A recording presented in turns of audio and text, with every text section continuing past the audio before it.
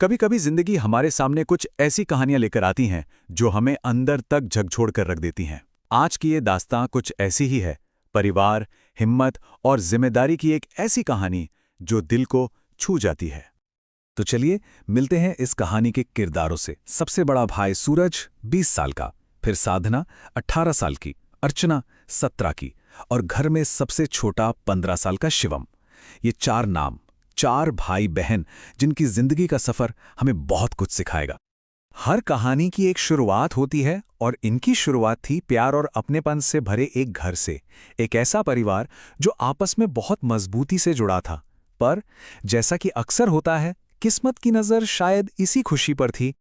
तो ये सफर शुरू होता है गुजरात के वडोदरा शहर से।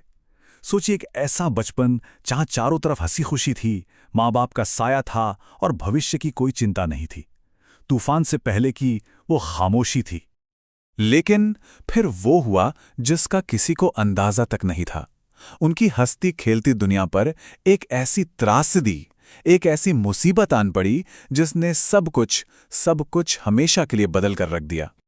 कुछ ही समय के अंदर मेडिकल वजहों से उनके सिर से माँ और बाप दोनों का साया उठ गया। सोचिए, एक पल में सब खत्म। घर, परिवार, सुरक्षा, सब कुछ छिन गया।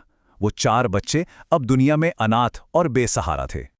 अब जब सिर पर कोई बड़ा नहीं था, कोई रास्ता दिखाने वाला नहीं था, तो इन बच्चों को एक बहुत बड़ा कदम उठाना पड़ा। एक ऐसा फैसला जो उन्हें एक अनजान रास्ते पर ले जाने वाला था। वडोदरा का वो बचपन का घर, वो गलियां, सब पीछे छूट गया। वो लोग आ गए दाहोद, अपनी बूढ़ी दादी के पास। यही एक आसरा बचा था।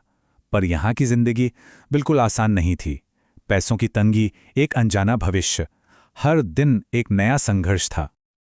और इन मुश्किल हालात में घर के दो लड़कों ने जिम्मेदारी संभाली।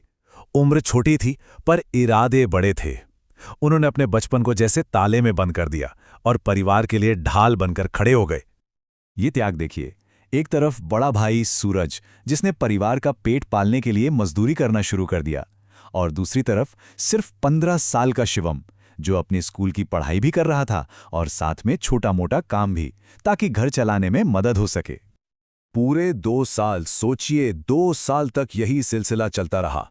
रोज की जद्दोजहद, बस किसी तरह गुजारा हो जाए।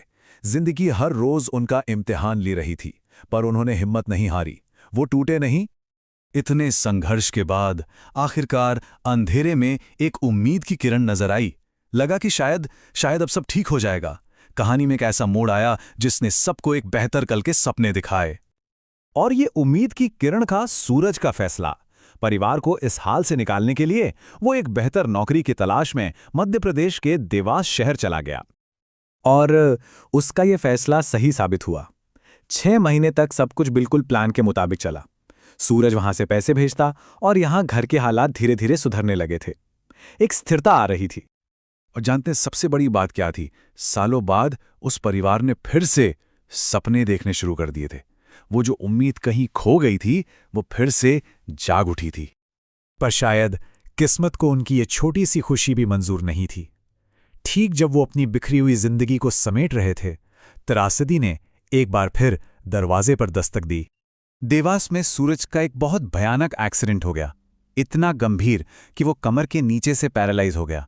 वो लड़का जो पूरे परिवार का सहारा था, जो उनकी उम्मीद था, अब खुद चलने फिरने से लाचार हो गया था।